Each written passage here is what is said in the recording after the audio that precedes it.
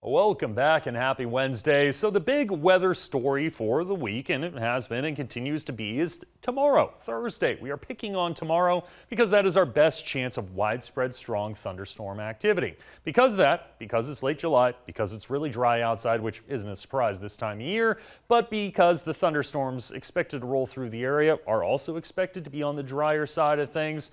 Now, under the thunderstorm itself, you're going to see some rainfall, but with lightning, of course, associated with these thunderstorms, you've got the potential of fires, not only starting easily, but spreading easily. And because of that, a red flag warning is now, or will be in the future, in place from 11 a.m. to 11 p.m. Thursday. That is tomorrow. Red flag warning is also known as a fire weather warning. Scattered to widespread thunderstorm activity over areas of dry fuels, basically dry grass, dry vegetation, dry anything out there, which a lot of it is, especially this time of year, given that we have been particularly dry, not just in July, which is one of the drier months, of course, but also going all the way back to about the middle of April, unusually dry conditions even for this time of year. In addition to that, some of these thunderstorms, if they get strong enough, could see some wind gusts up to 60 miles per hour. That can bring the potential of fires not only starting easily because of lightning and dry conditions, but also spreading easily because of those higher winds and continued dry conditions. So, as we go over the next 48 hours through tonight into tomorrow,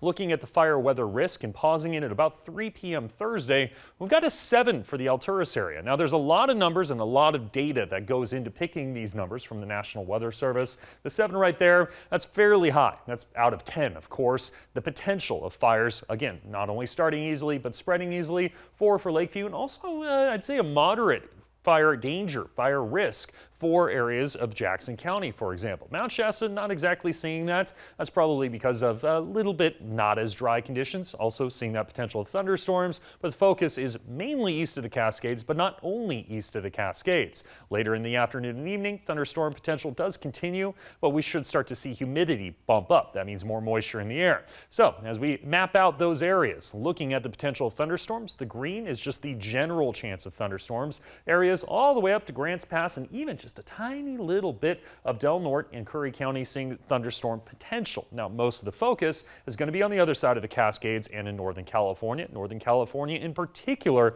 looking like a very active day tomorrow. We're talking Modoc and Siskiyou County, right up into central Siskiyou County, where we have that chance of an elevated risk of stronger storms, strong or even severe thunderstorms. Severe thunderstorms, it meets a certain criteria, inch size hail or larger, and winds 58 miles per hour or more. That's 50 knots, by the way, if we're going nautical on that. That shows the potential of severe thunderstorm activity. There's a chance of that happening tomorrow. That chance does continue on Friday, but the overall spread of the potential of thunderstorms a little more limited. So areas east of the Cascades could see another round of those stronger storms, but most of the focus drifting farther to the south and east. So again, the focus is mainly east of the Cascades, but the Rogue Valley, you've got an isolated shower or storm possible on Thursday, slight chance of storms on Friday, breezy winds, and then we'll settle things down a little bit over the weekend. Temperatures right around, not slightly below average. For the Klamath Basin, around average temperatures, but after a very active Thursday, at least that's the expectation, the chance of storms on Friday, isolated storms continue through the weekend into early next week. That's going to be that